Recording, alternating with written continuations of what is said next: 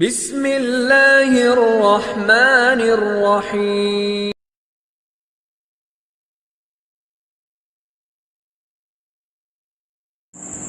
بسم اللہ والحمدللہ والصلاة والسلام علی رسول اللہ.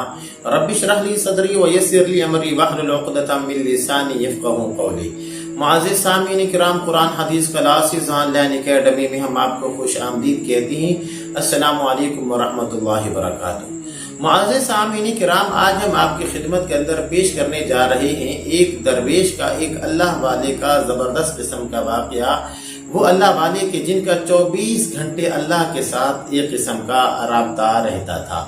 معزز سامعین کرام، کتابوں کے اندر یہ واقعہ ملتا ہے کہ ایک درویش صبح کے ٹائم بغداد کے بازار کے اندر جا رہے تھے تو ایک حلوائی اپنی دکان کو سجا رہا تھا. تو اس حلوائی نے بطور برکت کے اس درویش کو دعوت دی کہ آؤ میرے پاس بیٹھو، میں تمہیں دودھ پلاتا ہوں. تو وہ جو اللہ والے تھے، وہ جو درویش تھے، وہ اس کے پاس بیٹھ گئے. چنانچہ حلوائی نے دودھ گرم کیا اور اس درویش کو پیش کیا، اور اس درویش نے جب وہ دودھ پی لیا تو اس نے حلوائی کا بھی شکریہ ادا کیا اور ساتھ میں اس نے اللہ کا بھی شکریہ ادا کیا، اور شکر ادا کرنے کے بعد وہ درویش وہاں سے چل پڑا. معزز سامعین کرام، اس وقت موسم ایسا تھا کہ ہلکی پھلکی جو ہے وہ بوندا باندی ہو رہی تھی، بارش ہو رہی تھی. تو چند قدم وہ درویش چلے تھے کہ ایک فاحشہ عورت اپنے دوستوں کے ساتھ بازار میں بیٹھی ہوئی تھی. تو وہ جو اللہ والے جب اس کے سامنے سے گزرے تو کیچڑ تھا، تو 2-3 جو قطرے ہیں وہ اپنا چھینٹے وہ اس فاحشہ عورت کے اوپر جا پڑے. چنانچہ اس فاحشہ عورت کو بڑا غصہ آیا، اور ساتھ میں اس کے جو دوست بیٹھے ہوئے تھے ان کو بھی بڑا غصہ آیا. اور ان دوستوں میں سے ایک دوست اٹھا اور اس نے اللہ والے کو تھپڑ مار دیا اور کہا کہ تم درویش بنے پھرتے ہو اور تمہیں بازار کے اندر چلنے کی تمیز نہیں ہے.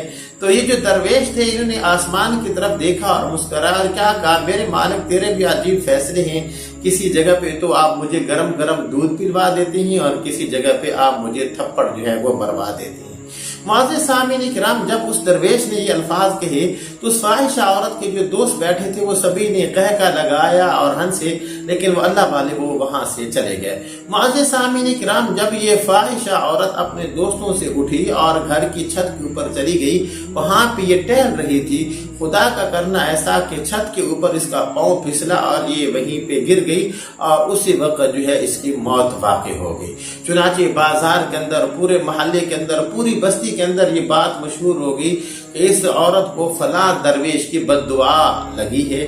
چنانچہ لوگ اس درویش کی تلاش کے اندر نکلے اور بستی کے ایک کونے کے اوپر انہوں نے اس درویش کو دیکھ لیا اور طرح طرح کی انہوں نے باتیں کرنا شروع کر دی کہ تم درویش بنے پھرتے ہو اور تمہارے اندر صبر نہیں ہے. کسی نے کیا کہا، کسی نے کیا کہا، اور یہ اللہ والے اپنی طرف سے تسلی دے رہے تھے کہ میں نے اس کو بالکل بد دعا نہیں دی، یہ اللہ کی طرف سے ہوا ہے.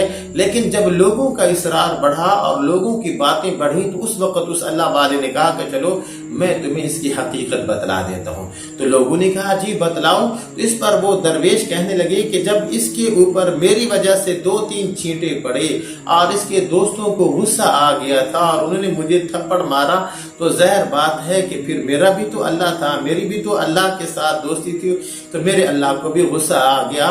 اور یہ کہا اور پھر کیا کہا، لوگوں بات سنو، یہ یاروں کی لڑائی ہے، اس کے اندر تمہیں کسی قسم کی مداخلت نہیں کرنی چاہیے.